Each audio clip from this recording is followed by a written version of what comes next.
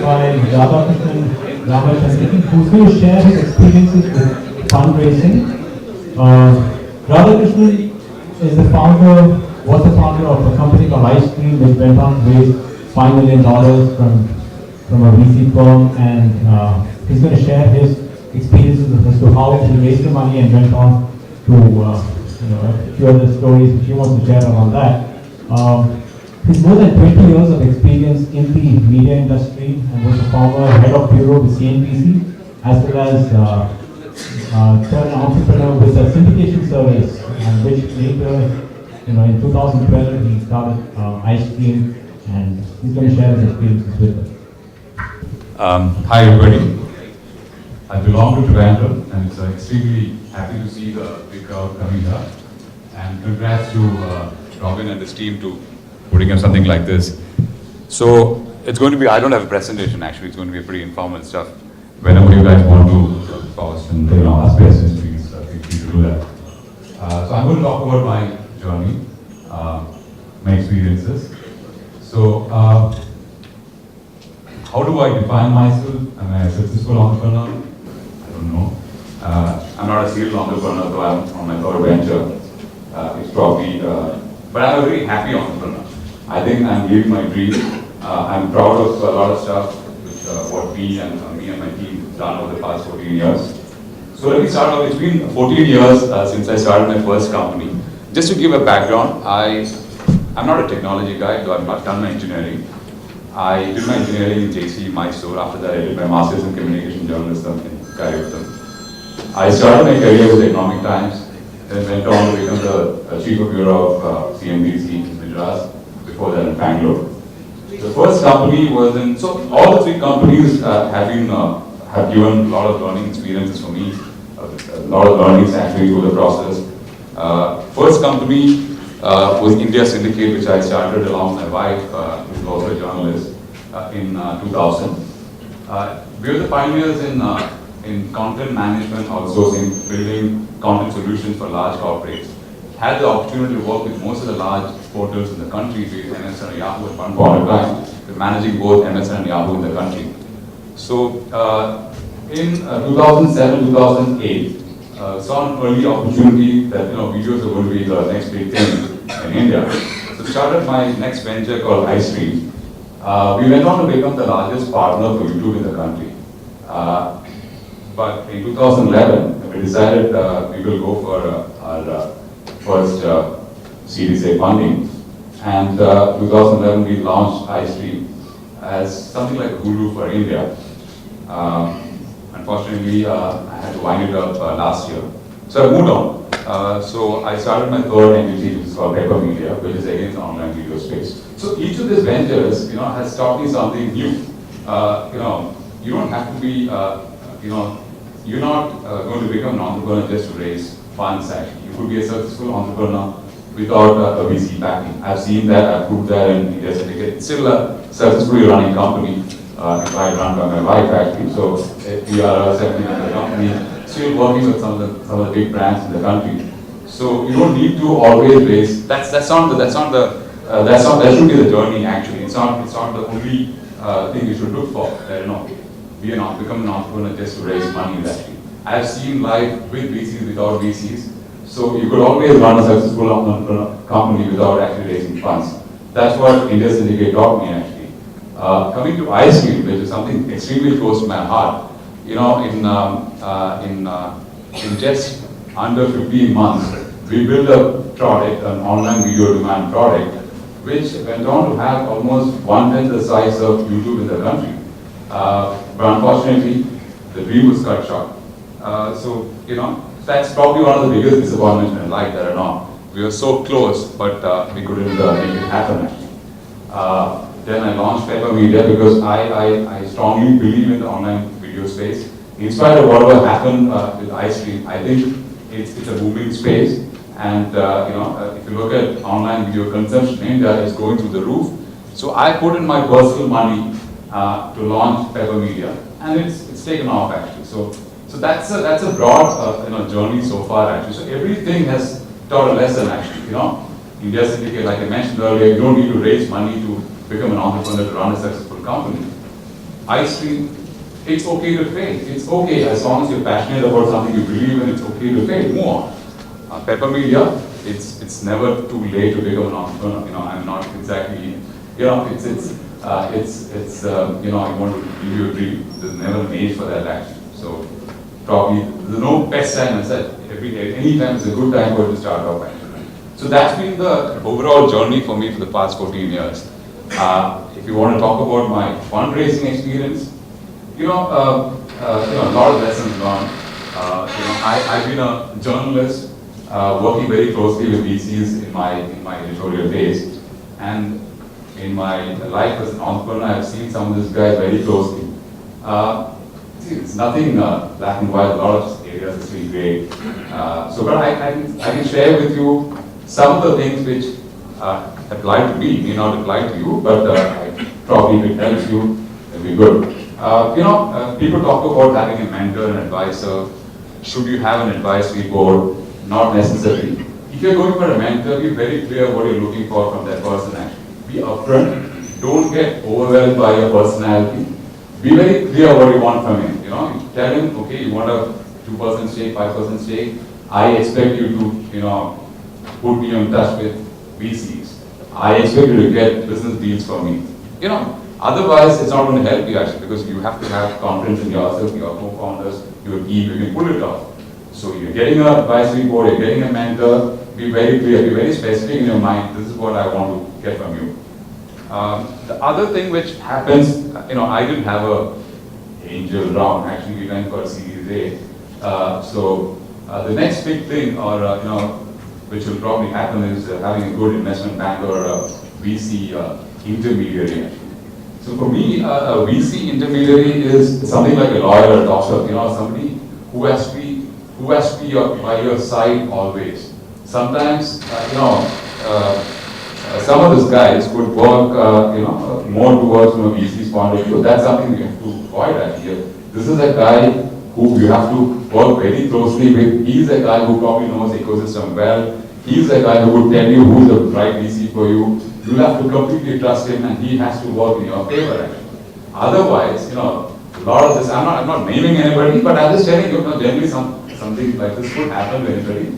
A lot of this guy would like to work with large VCs, and their idea of working is that, okay, can I get multiple portfolio companies from a particular VC? That helps him. So that's something tricky, so you'll have to be very careful on that. So when it comes to VCs, like I said, I directly went to VC. We're lucky that So what we did in 2011 was that we had a list of top 5 VCs we wanted to work with. You have to be very clear. This is the area you're working on, and you have to do your homework. Actually, you can't be dependent completely on a VC intermediate or something like that. He could probably help you with the business plan.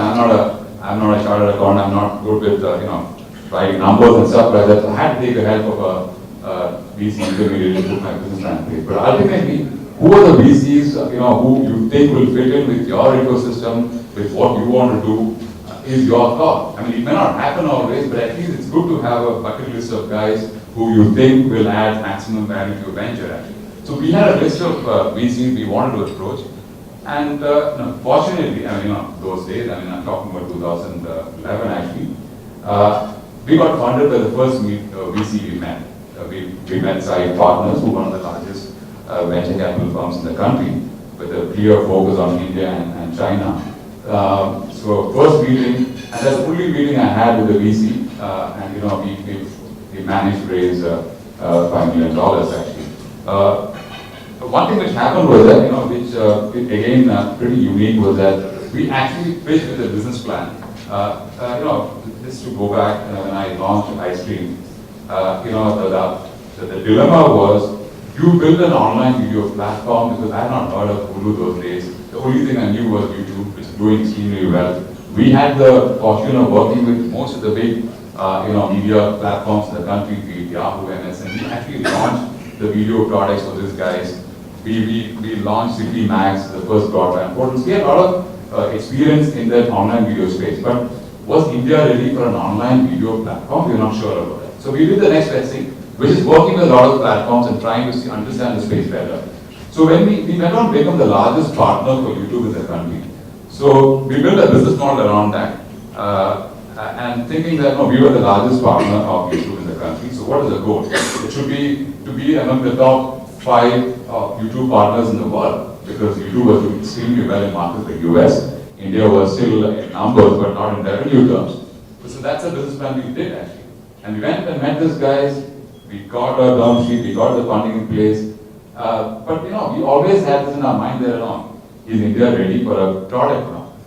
We started in 2008, we were in 2011. We had seen the journey of the likes of YouTube and Daily Motion in the country. We did a lot of homework, telling a lot of broadcasters why they should put content online. A lot of educating or building the ecosystem together. We were almost like the de facto arm for YouTube in the country, telling everybody why you guys should put money on, put your content on online platforms.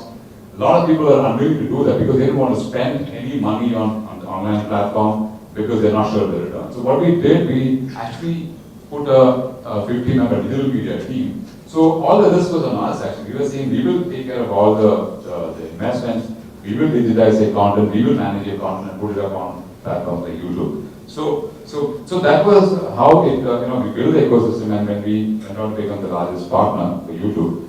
But after SAIF came on board, we went and told them that we want to build a Hulu-like model in India. We want to be, we've seen some of those things from close quarters. So we realized a lot of potential, a lot of issues about illegal content privacy and stuff like that. So can we build a platform like Hulu or Netflix? By then, Hulu had really become one of the biggest players in the US.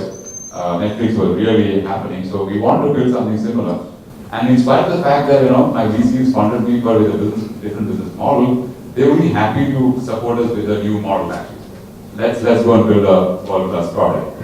So so we did that. So again, the question sometimes asked is that when you're meeting with VCs, one thing, this is Series A was a very smooth affair. We first meeting, we got our funds. But for people who are looking at fundraising, one thing I want to tell you is that it may not be in your hands, but I've seen that sometimes if you could choose, or if you could at least tell that this is a partner I want to be in a particular VC firm that would help you, because VCs, unfortunately, not everybody understands complete space, complete genres, complete spaces, different entrepreneurs work in actually. So it is good if you can meet up with a partner in a VC company who understands the space better. Sometimes what happens, it's not in your hands, you can only tell them that I would like to meet up with a particular partner. The problem is that if you happen to meet up with somebody who doesn't understand the space at all, who just happens to be an Excel sheet junkie, you had it. Because he will never understand the space, he's only looking at numbers and stuff like that. Especially if the market is bad, you're going to be in a fix actually. And also realize that probably if you go for a meeting, you will have your partners, your managing directors of the VC firm sitting. You will also have a lot of analysts in the company sitting along with that. They could probably be one of the most important guys in the room actually, because they're the guys who some of these the seniors will depend on building a business case for your entity actually. So which is a plus and a minus, because some of these guys maybe just juniors coming out of college. They again may not understand the ecosystem, may not understand, let's say in my case, digital media. I can tell you that I don't think there are many people who understand digital media. It's not something. When was the last digital media product which came out of India actually? It was probably Radio City. So we had a long gap and we didn't have a media product, and then there is always a tendency to chase genres or spaces which have been doing extremely well. So that's something one has to be careful about. So ensure that you answer all the questions from the analyst, because he has to build a case for you. And if he doesn't understand the space, he doesn't have all the answers, he may not be putting up a strong case for your model, and you had it actually. So these are some of the things which you have to be pretty careful about. What else? Another question which came, a lot of people have asked me, is it good to have a single VC backing you, or is it good to have multiple guys?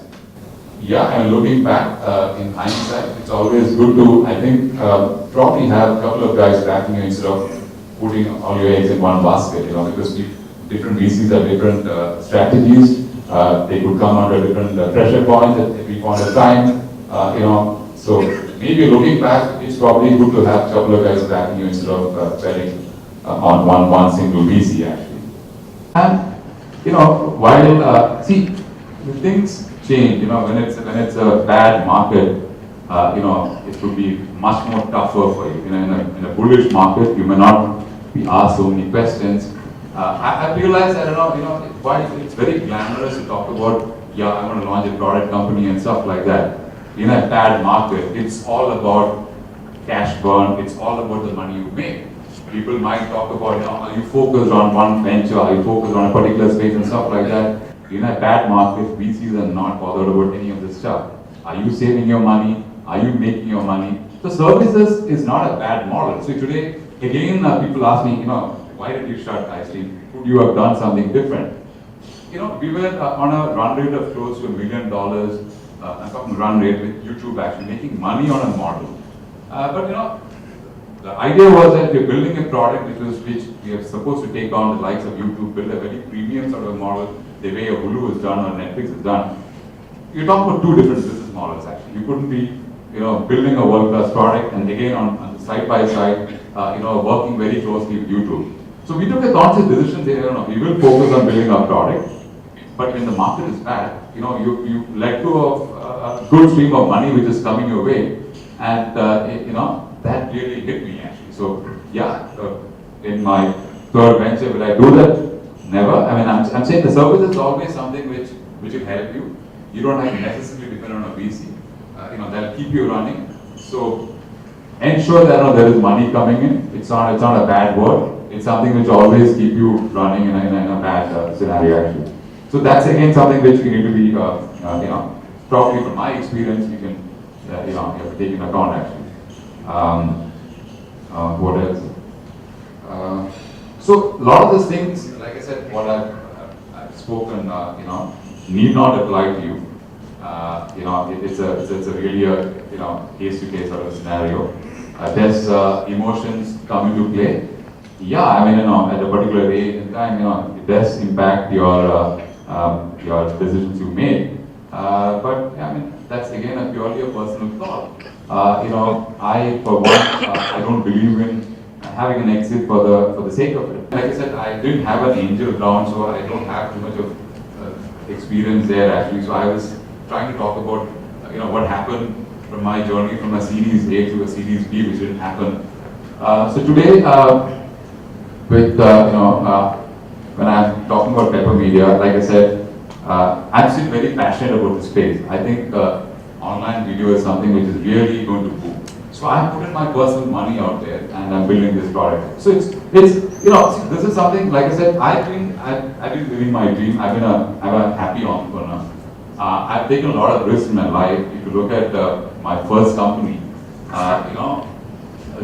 me and my wife started in 2000, and journalists were not a highly paid tribe those days. So we didn't have a lot of savings and stuff like that. 2 kids, we started off our first venture, and and I was, like I said, I was in CNBC, chief of bureau there, and I was part of Radhakrishnan core team. Though I let go of the complete stocks, and I started something which which was close to my heart. Right or wrong, I don't know. I mean, that's something which I want to do. I went ahead and did that actually. So it was initial days. So it's one thing which is always it's all about the timing actually. That's something which you can't determine. It's not in hands. When I 99 was a time when everybody was talking about .com. We wanted to become the eBay for content with India Syndicate, creating content for everybody out there. But you realize by the time I quit the CNBC and started India Syndicate, 2000 March, the NASDAQ crash happened. So all those potential clients which I had vanished overnight actually. So you didn't have a market to play around with. It was tough. By 2011, 2001, it was really bad. A lot of guys shut down and stuff like that. So we had gone to the ups and downs of without VC backing. 2002 was really bad. It started taking off, and again 2006 was really bad. So you have to take a risk actually. If that is something which will give you happiness, that's something which you want to always aspire to do, go for it actually. Like I said, it's okay to fail. So what? I mean, even if you want to go back to the job market, I've seen, at least personally, I definitely prefer hiring people who work in startups, who launch startups because they're passionate about it. They understand the constraints of working in a company. I mean, they'll give their complete things to actually make the company successful. Actually. So I would any day hire somebody who's worked in a startup or been a co-founder in a startup, even if it's a paid startup. I mean, so I think that's something which you really need to, I mean, that's again, it's a personal call. It's something like somebody was telling me earlier. Most of you are entrepreneurs. It's the good thing actually. So coming back to, like I said, whatever I said need not apply to you guys. For me, what hit me was the timing actually. It was a bad market. If you look at it, when we went to market, and see, that's something which probably you should put your foot down and say that, I want to go to market at this point of time. Yeah, valuation is important, but you should be able to foresee that the market is becoming worse day by day. Every quarter you push it out, it's going to be tough for you to raise your funds. So it's all about timing actually. So you should be prepared to have a plan B. You should be, you call it pivoting or whatever it is. You should have a plan B in place. In a good market, you may have a longer runway. Unfortunately, when the markets are bad, it's going to be crash landing. You may not even know what's going to hit you. So have a plan B in place. I think, fortunately for you guys, it's a bullish market out there. So I think we should just go for it. This is the best time. And just go with your dream. Thanks, Radhakrishnan. Any questions if you have? I think we gave you a very different perspective with a lot of you probably. It's not so easy to hear the stories coming from a founder talking about how we scale the startup to a certain level of success and it's not able to continue because of the ability to raise the next round. Yeah, sorry. This is Anil from Kerala 18 News. My question is very simple now. How different it is for a media startup to raise funds as compared to other IT startups or the new economy startups? Because the way we work is still pretty much like the old economy. Unfortunately, one of the reasons why, even today somebody asked me, do you want to restart ice cream and stuff like that? The business model has not changed, India is not a subscription-ready market actually, how much ever, we talk about, it's good to have, but we are not there as such. So we are primarily dependent on an ad-supported model when it comes to media actually. That's a problem. Unfortunately, the whole ecosystem is not developed. The key partners, the agencies and brands, it's a sad thing actually because it's the most transparent medium. Digital is the most transparent medium. The guy who's putting your money knows that your friends, your peers, your family, everybody is online. In spite of all this stuff, they're still unwilling to spend money. Take it from that 5% which is currently now to a 20%. If that doesn't happen, if everybody, so it is on you or me to actually go back and again build a system saying that come and trust us. This is the most transparent medium and stuff like that. Yeah, you have to do that. You have to go back and build tools which will throw more data to brands saying that why this is the most effective medium, it's the most cost-effective medium, which is what we are trying to do in type of media. If you want to see today, like I said, it's a new venture. We're still betting on online video in space. How do you change the whole stuff? You have to get all these guys, betting on your model, working together. Actually. So if a brand has to put in money, if you want to, go back and tell them that this is the most transparent medium, you have to do your homework. Build tools which will throw data to them. The more data you give them, probably the trust will actually. And just to get back to the VC industry, I'm not too sure. Digital media, like I said, one of the things which hurt us was the lot of, way back in 2012, a lot of VCs have, hurt their fingers, backing e-commerce firms. It's only today.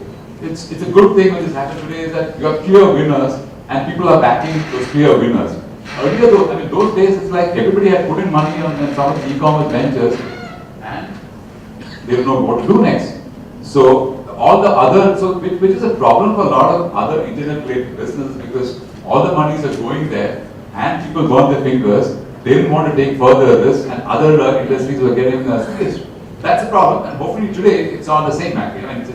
It's improved and which is a good thing. So good luck with your media startup.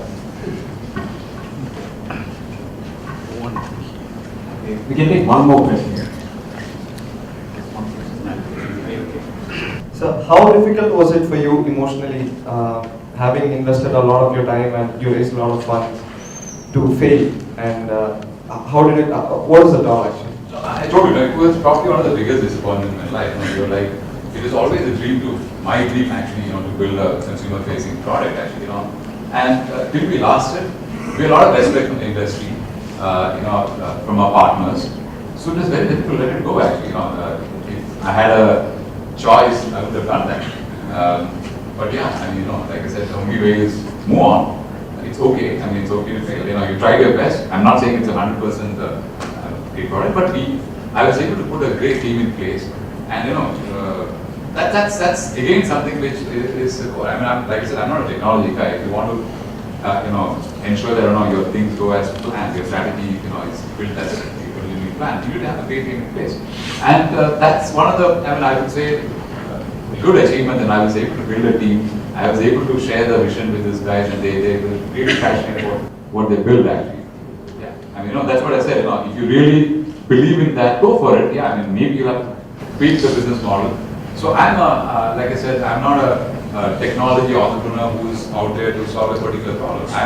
I'm a media guy. I'm very passionate about digital media. I've been there for the past 15 years actually. So I still want to be in the space. I want to build products which are in that space actually. So I'm not today. I'm okay. It was shutting down companies is not a great thing. It's not an easy thing. It takes a lot of your mind space. You answer questions. Media writes about it. You can't even talk about the complete picture. So there's a lot of questions. People always ask, "Oh, we can raise $5 million." But how did I shut it down so quickly, 18 months? So it was a tough phase, but I guess I moved on. Thank you for sharing such a personal story. And I think apart from the points that you made, a few other key takeaways was the importance of timing and maybe a dose of luck playing an important role in all these things. And one story obviously which a lot of people here sitting in the audience might probably know about is how, I guess most of you use Evernote, the tool. And you probably know that the founder was about to shut down the company. He had taken the decision, and around 3 a.m. in the morning, it's a very famous story. He was just about to sort of wind up things and get to bed when he gets an email from a customer who says he wants to put $500,000 into the company. He was just on the verge of shutting down. So there are multiple factors at play here, and there's a lot of stories around that. Okay. I would like to invite Anand to hand over a memento to Radhakrishnan for his wonderful talk.